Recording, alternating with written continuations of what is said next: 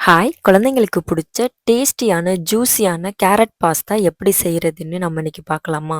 ஒரு பாத்திரத்தில தண்ணி எடுத்து, உப்பு சேர்த்து நல்லா கொதி வந்ததுக்கு அப்புறம், எடுத்து வச்சிருக்க பாஸ்தாவையும் அதில ஆட் பண்ணி, நல்லா வேக வச்சு வடிகட்டி எடுத்துக்கோங்க. நல்லா வெந்தா தான் குழந்தைங்களுக்கு சாப்பிடுறதுக்கு ரொம்ப ஈஸியா இருக்கும். பாஸ்தாவுக்கு இப்ப நம்ம சாஸ் ரெடி பண்ணலாம். ஒரு மிக்ஸி ஜார்ல நறுக்குன வெங்காயம், தக்காளி, கூடவே கேரட், அது கூட 2 பல்லு பூண்ட குட்டி குட்டியா கட் பண்ணி சேர்த்துக்கோங்க. இதில நான் கொஞ்சமா மிக்ஸ்டு ஹெர்ப் சேர்த்துருக்கேன்.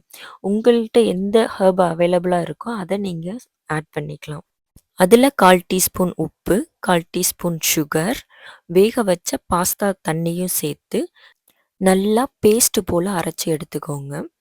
ஒரு பேன்ல 1 டேபிள் ஸ்பூன் பட்டர் ஆட் பண்ணி, அது கூடவே நம்ம அரைச்சு வச்சிருக்க பேஸ்ட்டையும் சேர்த்து, அந்த மிக்ஸி ஜாரையுமே நல்லா தண்ணி ஊத்தி கழுவி அதில ஆட் பண்ணி வேக வச்சுருங்க. 5 நிமிஷம் அந்த சாஸ நம்ம நல்லா வேக வச்சு, அதில இருக்கக்கூடிய ஸ்மெல் எல்லாம் போனதுக்கப்புறம், வேக வச்சிருக்க பாஸ்தாவையும் எடுத்து ஆட் பண்ணி நல்லா மிக்ஸ் பண்ணி விட்டுருங்க.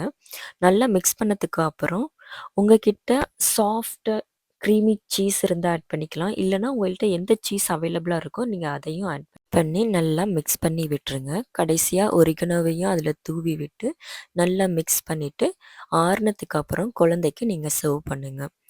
நீங்க குழந்தைக்கு செல்ஃப் ஈட்டிங் ட்ரைனிங் குடுக்குறீங்கனாக்கா, இது ஒரு நல்ல ரெசிபியா இருக்கும். நம்ம இன்னொரு அழகான ரெசிபில மீட் பண்ணலாங்க. Thank you. பாய்.